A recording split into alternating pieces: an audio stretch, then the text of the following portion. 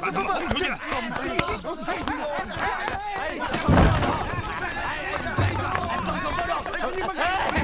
哎呦，老师傅，行好吧？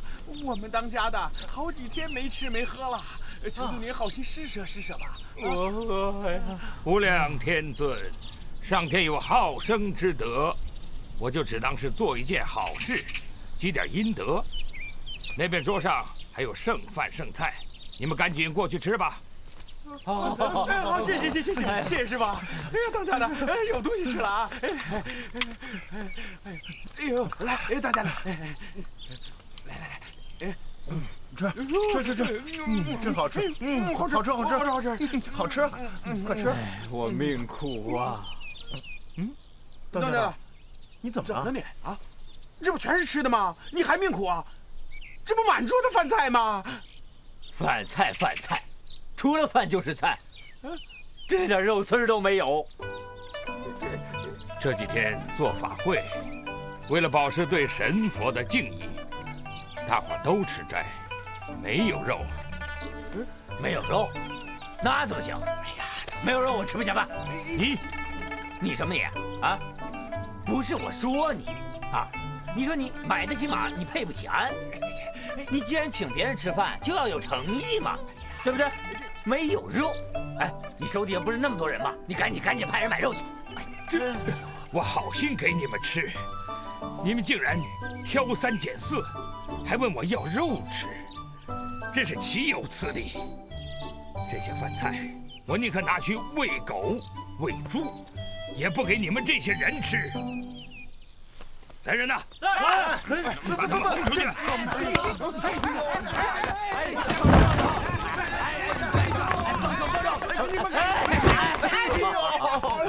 当家的，你什么态度你？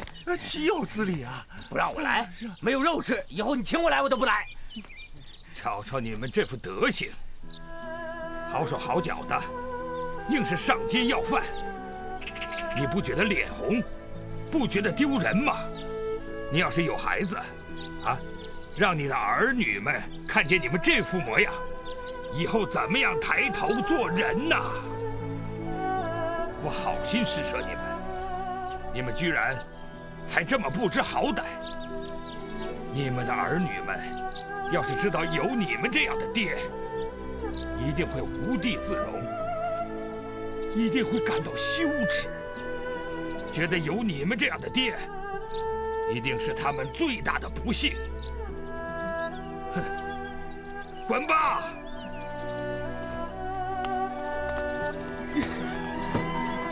这下好了吧？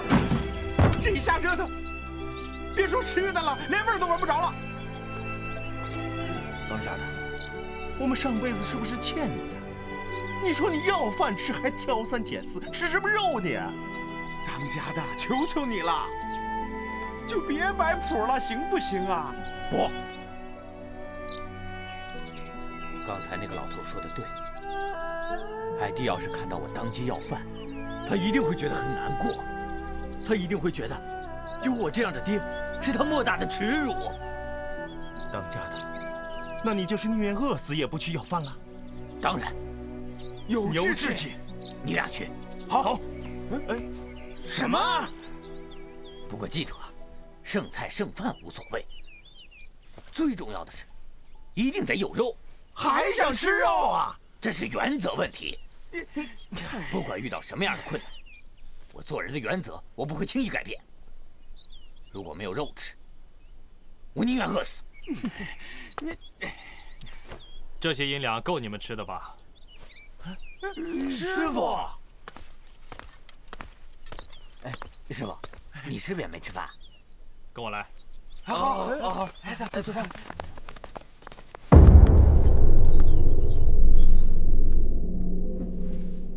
让你们赶紧离开无锡城，为什么把我的话当成耳边风？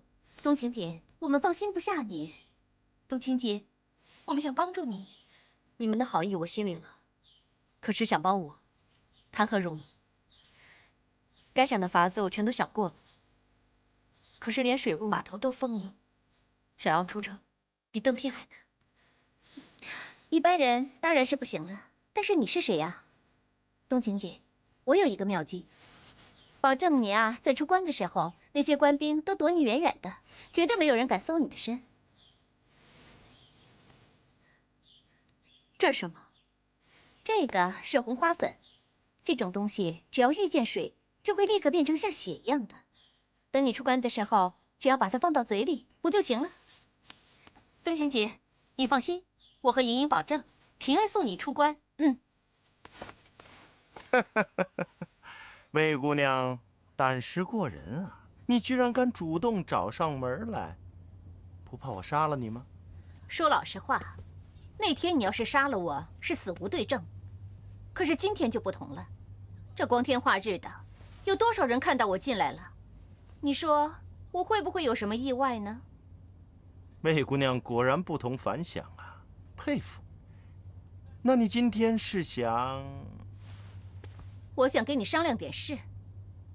我心里很清楚，这无锡城上上下下都是你的人，我要是不想死在这里，唯一的办法就是来找你。魏姑娘还是识大体呀。可是依照你现在的处境，我凭什么信你？就凭我能帮你抓到叶红影和杨冬晴。什么？